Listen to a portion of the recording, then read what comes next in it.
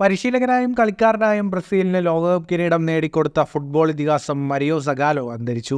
92 വയസ്സായിരുന്നു. വാർദ്ധക്യ സഹജമായ അസുഖത്തെ തുടർന്നാണ് അന്ത്യം. ഫുട്ബോൾ ചരിത്രത്തിൽ ഈ അപൂർവ നേട്ടം സ്വന്തമാക്കിയ ആദ്യ താരമായിരുന്നു സഗാലോ.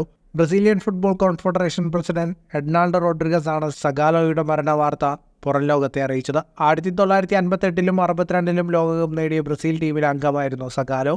1970-ൽ ബ്രസീൽ വീണ്ടും ലോക കിരീടം ചൂടുമ്പോൾ പരിശീലകന്റെ കുപ്പായമണിഞ്ഞതും സഗാലോയായിരുന്നു. 94-ൽ ബ്രസീൽ കിരീടം നേടുമ്പോഴും ടീമിന്റെ അസിസ്റ്റന്റ് കോച്ചായിരുന്നു അദ്ദേഹം. പിന്നീട് ഈ അപൂർവ നേട്ടം സ്വന്തമാക്കിയവർ ജർമ്മൻ ഫുട്ബോൾ ഇതിഹാസം ഫ്രാൻസ് ബെക്കൻബൗറും ഫ്രാൻസിന്റെ ദ്വിതീയ ദശാബ്ദമാണ്.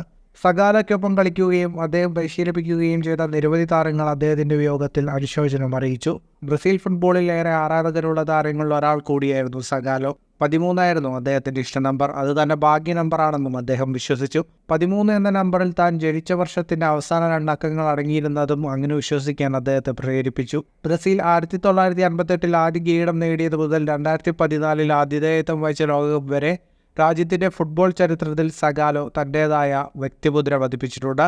2018-2022 ലോകകപ്പ് ടീം അംഗങ്ങളെ തെരഞ്ഞെടുക്കുന്നതിൽ ബ്രസീൽ ടീം അദ്ദേഹത്തിന്റെ ഉപദേശം തേടിയിരുന്നു. ഫുട്ബോൾ ലോകത്തെ കൂടുതൽ വാർത്തകൾക്കും വിശേഷങ്ങൾക്കുമായി സ്പോർട്സ് കഫേ ഇപ്പോൾ തന്നെ സബ്സ്ക്രൈബ് ചെയ്യുക.